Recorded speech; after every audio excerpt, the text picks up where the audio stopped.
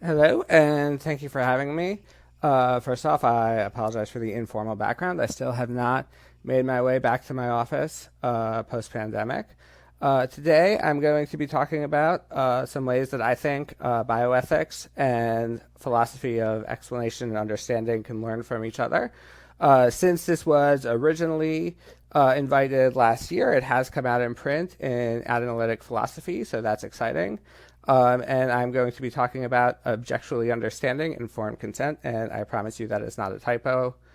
So first I want to talk about what bioethics has to say about understanding. And I think you might or might not be disappointed because this is the classic text on the principles of bioethics from Beecham and Childress.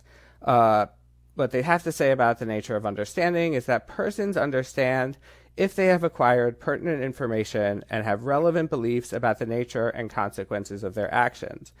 And as a philosopher of science, I read that, and my first thought is that no, that's not what understanding is, no, or a sufficient condition, no, no, no, no, no. But then I thought about it a little more, and I looked at it from the perspective of their needs and what they wanted the concept to do, and I thought, okay, well, maybe that is right, or maybe we can sort of fine-tune it into a concept of understanding that's more in line with philosophy of science. So here are just some general methodological principles that are going to be guiding this talk. First, I really believe that bioethics can learn from the philosophy of understanding. That's sort of my industry these days. And I also believe, and this is probably more on point for today, is that the philosophy of understanding can learn from the way people talk in bioethics. And so here is the central idea I'm going to be talking about. Informed consent plays a critical role in bioethics. That's not news. I am going to argue that understanding plays a critical role in informed consent. You're probably, I'm sure, already aware that understanding also plays an important role in philosophy of science. And so I just think we can do some importing and exporting and see what we can learn about the nature of understanding by having these fields talk to each other. So here's another methodological maxim, which is that if the best way to make sense of discussions in bioethics is to posit the existence of objectual understanding, and I'll say what that is in a few minutes, then we should do so. And I would say that if you look at a similar statement with regard to scientific concepts, then at least since the turn to practice in the 70s, most people wouldn't really question this. If the best way to make sense of a practice is to use certain concepts, then those concepts, and it's a legitimate practice, then those concepts are probably worth talking about and thinking about. And I just want to say that ethics, like science, is a practice too. Now, there are some differences that might be occurring to you right now. One is that in science, this frequently comes up in terms of indispensability arguments, like for unobservables, that things that figure in our best explanation should be real. That's not exactly what I'm doing here today. I'm just talking about the value of a concept, not what in the world answers to that concept. And another caveat that might have occurred to you is that maybe we should be less prone to defer to practicing bioethics than scientists because of the relative lack of bioethical quote-unquote progress compared to scientific progress. I don't know if that's fair to bioethics. I feel like there have been some advances in the field, but maybe we can talk about that in the Q&A. Okay, so I'm just going to lead off with two trivia questions. And this is mostly from the psychologist Daniel Gilbert, which is that which of the following would be preferable as measured in smaller likely decrease in subjective happiness, blindness or chronic lower back pain? Would you rather go blind or have chronic lower back pain? And according to Daniel Gilbert, everyone picks B. Chronic lower back pain is not as big a deal. But also, according to Daniel Gilbert, everyone is wrong. And he just measures this somewhat empirically. We can talk about the measurement issues.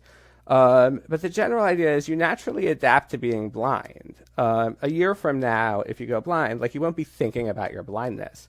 Whereas if you have lower back pain, you will be thinking about it because that's what pain evolved to do. Now, here's what I think is really interesting. Gilbert himself has said that he would pick the chronic lower back pain. And here's what I want to know. What is it that people like Gilbert lack when they make what on the surface seems like an objective mistake? Like, you've given him this choice. He sort of has the knowledge about which is worse, and he would still pick the other one. So, I mean, from an expected utility standpoint, something seems confusing here. But what is it? What's going on? So here's my general strategy and plan of attack. I'm going to start off by introducing informed consent, and then I'm going to talk about the role of understanding in informed consent. Then I'm going to take a detour through philosophy of science and talk about objectual versus explanatory understanding. I'm going to borrow a lot from Kareem Khalifa here, and you'll see why I want to do this. We'll talk about maybe some other kinds of understanding. And then I'm going to talk about what bioethics can teach us about the philosophy of understanding, and maybe what the philosophy of understanding can teach us about bioethics. Okay, so what do we know about informed consent? Well, one thing is that everyone pretty much agrees it's important. And here's one of my favorite lines. It's from the SCP article on informed consent. Given how much philosophers usually disagree, it is remarkable that when a medical intervention is risky, controversial, value-laden, high impact, and/or physically invasive, especially when a patient is of sound mind, explicitly refuses the intervention, most of us would feel that the most dire cost would justify imposition of care. And I love this statement because, as typical with philosophers, it's like very understated. First of all, I think that doesn't have to be an and/or. That should be an or. If any of those conditions hold, people will take informed consent seriously. And I think it's even more than most of us. I think it's the vast majority of us think this is important. Okay, so why do we need informed consent? Well, here we start to get into things a little more complicated because there are lots of possible justifications. Some people do it in terms of purely instrumental utility maximization. This is the best way to ensure people get what they want and have better lives. It also increases trust in the medical system if people know that their views will be listened to. It is supposedly prevents abuse. If you look at the history of informed consent, it becomes particularly prominent after the Nuremberg trials, when obviously there were huge abuses in Nazi Germany, not in the trials. People also do it in terms of respect for autonomy, which I think is reasonable. People's ability to make their own decisions, people's right to make their own decisions. Slightly different, those are the main two. You also get issues of body ownership. Look, it's your body. Just like, you have the right to make decisions about what happens to your land, you can make decisions about what happens to your body. Basic right to bodily control. This is just a little twist on bodily ownership, that it's not exactly like your property because it's a fundamental relationship. But the important point for now is that on all these counts, ignorance of some sort is a barrier to informed consent. If you don't have the right sort of epistemic relationship to your decision, and we'll talk about that in a minute, you won't be able to make the right decision. You won't be able to make the decision that maximizes utility. You can't really make a freely chosen decision if you don't know at least what the options are. If you own something, you can't really exercise your property rights over it if you don't, or your more immediate rights over it, if you don't know and or understand how certain actions by other people will affect what you own. Okay, so why make consent explicitly informed? Well, here's a basic intuition. Someone unknowingly signing away their rights in a foreign language, that wouldn't be particularly ethically binding. They don't know what's happening. So here's what's uncontroversial. Just having the information present is insufficient. I can't just put an informed consent sheet in front of you in a foreign language and say, now you have the information. Here's something that's more controversial, which is that mere knowledge in the absence of understanding is insufficient as well. And there's textual evidence for this claim. You get this in lots of bioethical texts. What is required is self-rule that is free from both controlling interference by others and limitations that prevent meaningful choice, such as inadequate understanding. And this crops up in, I would say, most bioethical textbooks, especially in their discussion of autonomy and also in informed consent. So going back to what we said before, so what do you need? At least according to these texts, what is understanding in bioethics? So here's that quote from before. You have pertinent information and relevant beliefs about the nature of consequences of their actions. Now notice there's some ambiguity there. What makes information pertinent? What does it mean to acquire it? That might not have jumped out at you, but that's, I think, the most important. And you probably notice that what counts as a relevant belief is potentially vague. And I'm open to other sources getting it more consonant with a phil science perspective, but I think this is fine for what it is. You just have to focus a lot on what does it mean to acquire the right information. Now, I want to say understanding is crucial. Now, in order to say that, ideally, I'd have an account of understanding in front of you. I have actually 2 accounts of understanding, but one current one. But there certainly are lots of others. Some people talk about understanding as being more, or at least different from knowledge, and requiring coherence, that your beliefs stick together in some way. It could require maximal or aspire to maximal connectedness. You get that in Kelp. Khalifa, who I'm going to be talking about in some detail on other matters, talks about that you need to grasp the explanatory nexus, which requires being able to do certain things as a scientist would do them well. I talk about most recently that understanding requires sort of recognizing patterns in the world in a way that lets you compress information. And there are lots of other possibilities. But the case, I think all of these things, are helpful for making a good decision. Your decision will be better if your beliefs are connected and cohere with one another. It'll be better, assuming scientists make decision well, if you can understand, or if you can explain the choices as a scientist would and make certain delineations. And I think, and I argue this elsewhere, you're going to be able to do more things with better information if you're able to compress it. So I think all of these are ways in which understanding can be valuable. And I'm just going to do sort of a massive disjunction elimination here and say that I'm not going to commit to any one account, but on all of these accounts, if any of them are right, or any of the other ones I know are right, they give you some reason to think that something like understanding could be a crucial key to having what you need for informed consent beyond mere knowledge. So here's just an example of why I don't trust necessarily knowledge. And this is just going to be a JTB account of knowledge. So John has a justified true belief about blindness, also suppose it's not Gettiard, but he doesn't understand blindness.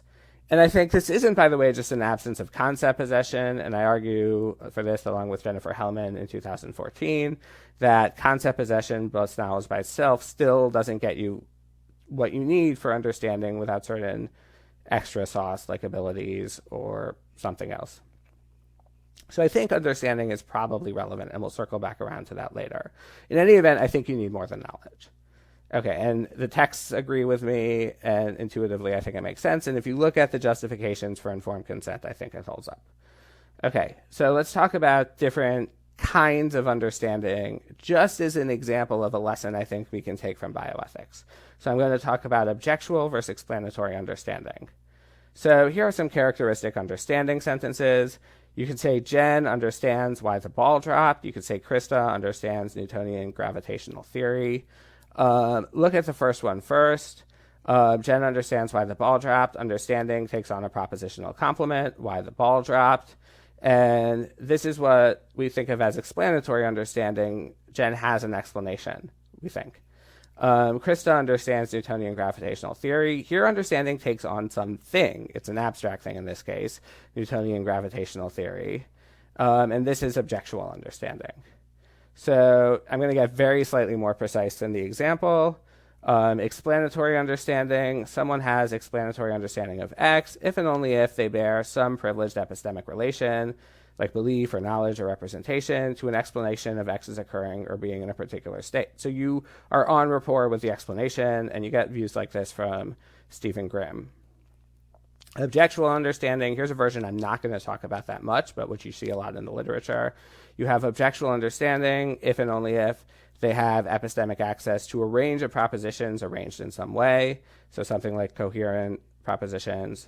But here's my version, which is that someone has objectual understanding if and only if they bear the proper epistemic access to a representation of the understood. And that's the notion I really want to focus on.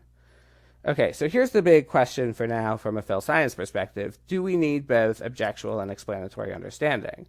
So here are some possibilities. You could say, no, we can just get by with objectual understanding. I argued for that in 2013 and have convinced absolutely no one, so we're mostly going to look past that. But here's a more common view. You don't need both because you can get by just as well with explanatory understanding. And this is most explicitly in Khalifa from 2017, but I think it's in the background a lot. And I'll acknowledge that the burden of proof, a tie goes to no just on strict parsimony. If there's no reason to have both, don't have both. But I'm going to claim that objectual understanding is valuable. Okay, so what's the debate here relevant to the nature of understanding? This is Khalifa's formulation. So quasi-explanationism. Nothing of philosophical importance is lost if all instances of objectual understanding are treated as one or more instances of explanatory understanding or being on the right track to having explanatory understanding, getting closer. And that's Khalifa from 2017. Here's a different claim you could have. Something of philosophical importance is lost if we don't treat directly with objectual understanding. And that claim is from me right here, right now, and in the analytic philosophy paper. And I think here we can draw some wisdom from bioethics.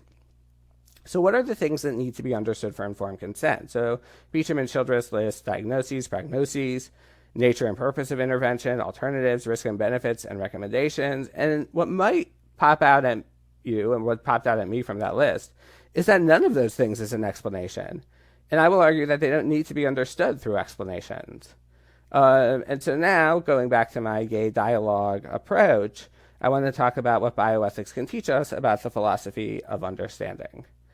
So I'm going to argue that objectual understanding improves informed consent. So first premise is that having a special kind of epistemic access to the possible outcomes of medical intervention itself improves a patient's capacity to consent to that intervention. And I'm going to argue that mere explanatory understanding of a particular result that could arise from an intervention only gives epistemic access to how the outcome is or could be brought about, not the outcome itself. And so here's a sub-conclusion. Mere explanatory understanding isn't enough. I also want to argue that if the relevant epistemic access to possible outcomes is not explanatory understanding, then it's probably objectual understanding. And therefore, having objectual understanding improves a patient's capacity to informedly consent. So first premise, that special epistemic access to outcomes is important. And I think everything other than the word special is pretty obvious there. Like you have to have epistemic access to the outcomes. And I'm hoping what I said earlier pretty quickly shows you that it's not just knowledge, it's something special of some sort. Okay, here's a lot of the work. That explanatory understanding doesn't get you epistemic access to the right thing. And here's just a simple example. So I can understand why a band is performing. That doesn't tell me everything I need to know to decide whether to go to the concert. In fact, on the surface, it doesn't tell me much of anything I need to know. Conversely, understanding the band or the concert seems pretty good. Like, oh, I understand that. I understand that concept. That sounds good. You could go for understanding of why I like the band, but that just seems to presuppose the interesting question of whether you need to talk in that way or whether you just understand the band or their music or their concert at all. In the same way, I can understand why a procedure might result in blindness, but that doesn't tell me everything I need to know regarding whether to opt for that procedure. Okay, I'm going to do this super fast. So what's the argument that explanation doesn't get you close to the object of understanding I care about? And the idea is that typically explanations of X move us away from X to think about it in terms of something else. And you see this in causal explanation, where you typically move back in time, which gets you away from the thing you care about, the specific result. Mechanistic explanation stays in the present usually. What's the mechanism that can bring this about? But it shifts from the thing being explained itself to the larger system. Deductive nomological explanations. These just give us an argument that the explanation had to occur, or maybe that it had a certain likelihood in the statistical variant, but you already knew that it had to occur, or that it had a certain likelihood. So that doesn't get you what you want. Unificationism, maybe this is a bit quick, but it's arguably just a modified version of argument-based approaches, and Woodward argues that doesn't really help much either. Other statistical models don't seem to help because, again, I could give you the odds. They don't help by themselves. Okay, there are pragmatic accounts, which might get closer. You might be thinking of von Frossen from 1980 here. But if you look at the details of his account, it requires that the explanation makes the thing being explained more likely than alternatives, but that doesn't seem to matter here. We already knew blindness was a possible result. So he also has a relevance relation, which might help, but that notion is fraught with danger, which we can talk about. What might seem to help the most is an account from Peter Achenstein and then a related account from me a while later that talk about explanation in terms of understanding. But that's not going to help because having our understanding grounded in explanation is going to get us in a very tight circle if explanation is defined in terms of understanding. Okay, explanatory understanding then doesn't work because explanations aren't the right kind of thing. So what else is there? Well, there's understanding that, and this list also is, by the way, borrowed from Khalifa, who's incredibly helpful. It's not clear that understanding that is much more than knowledge and concept possession, which again, I'm happy to talk about. Jennifer Hellman and I argued wasn't enough. You can think about understanding language, but at least on the surface, I know what blindness means. That didn't help.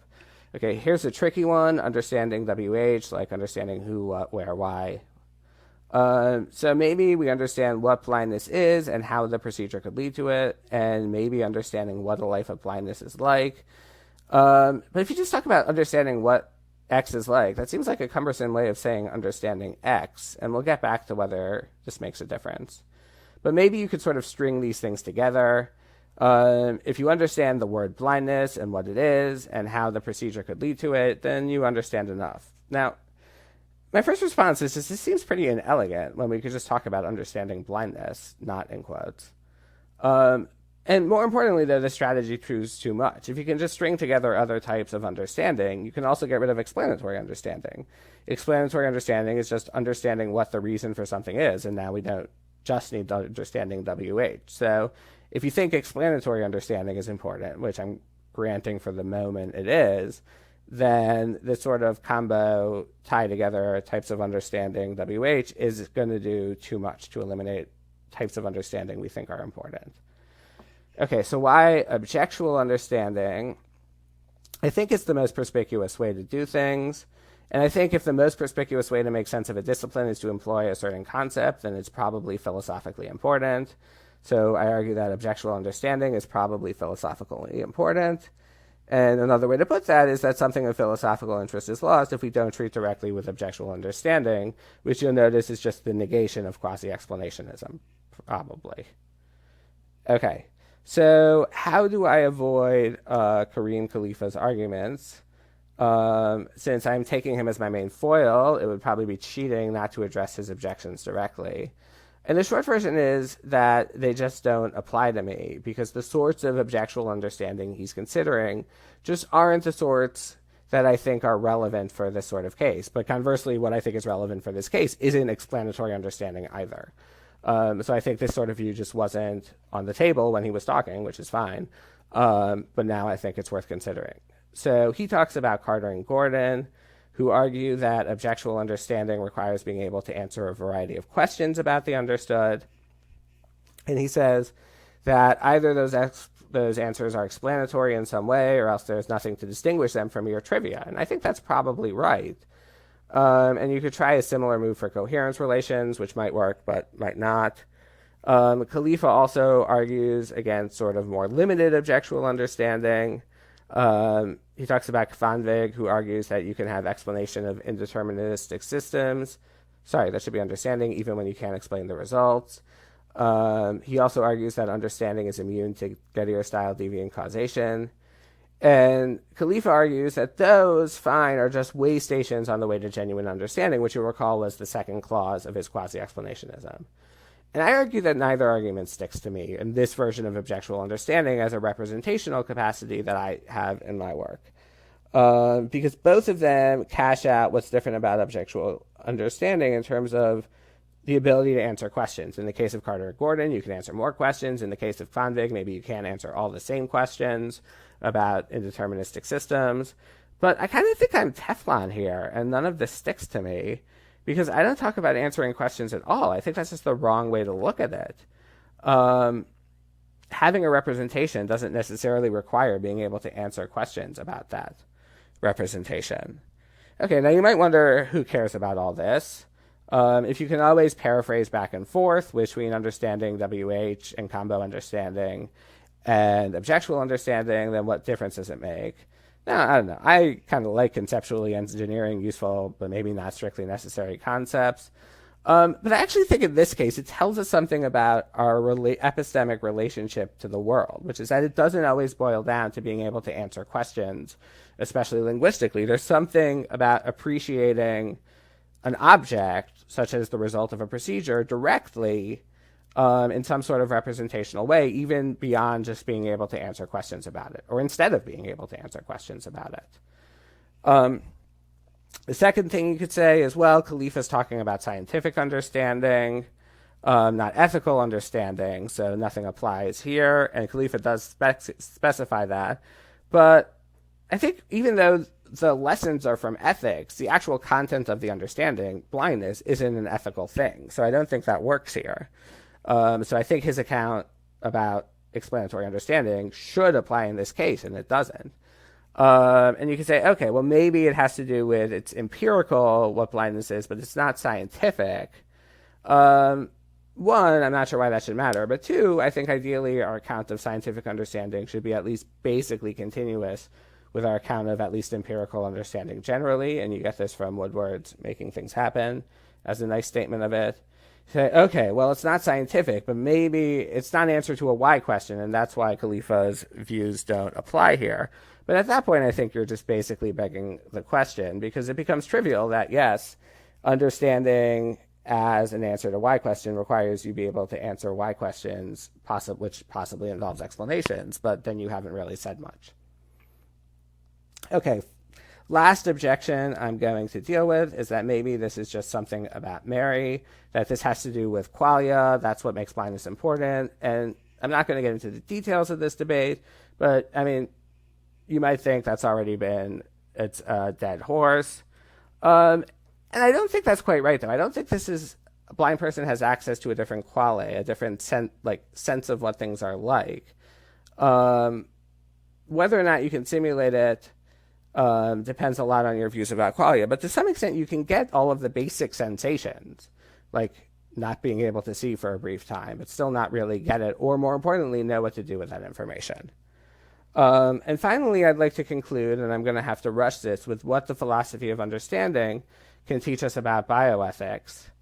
I'm just going to skip ahead a little bit, which is, how do we assess objectual understanding, given that we don't have direct awareness of others' fundamental representations or processes? So if you thought of understanding in terms of questions and answers, it's easier to assess. But how do you appreciate people's processes? Now, one approach is you just know it to what you see it, but here's a problem. Doctors frequently have very little time with patients. They can't be expected to have direct knowledge of them or their understanding. Frowny face. So what do we do? Well, if only there was someone who consistently knew the patient, and here is where I'm going to reflect my bias. If that's what you want, then here's how Peggy Chin characterizes nursing as disciplines. We, she says as a nurse, are the ones who know the patient. So maybe nurses should be a vital part of assessing whether consent is optimally informed. They're frequently witnesses already, at least in the United States, but they're very rarely responsible for the consent. And I think probably they should be. And this is an argument I developed with nurse Grace Campbell in an article that is coming out in Nursing Ethics. And so I think we learned something from thinking about the nature of understanding, that doctors just answering questions or even using what's called the teach-back method isn't enough to really get at the type of understanding that matters. If it has to do with the representational processes, we need sort of more direct awareness. And that's going to require familiarity. And that suggests that maybe doctors or physicians aren't the best people to do it. Maybe this should be a role that's more primarily aimed at nurses or geared towards nurses. Okay, I think that's the time I have. So we've seen how, ideally, lessons from informed consent about what should be understood teach us about philosophy of understanding. I very quickly said about how if you think about then understanding in this way as a representational capacity, that tells us something potentially extremely important about how we should get informed consent, which is that, just practically speaking, I think nurses should be much more involved. And again, we've argued for that as well. Okay, well, thank you very much for your time.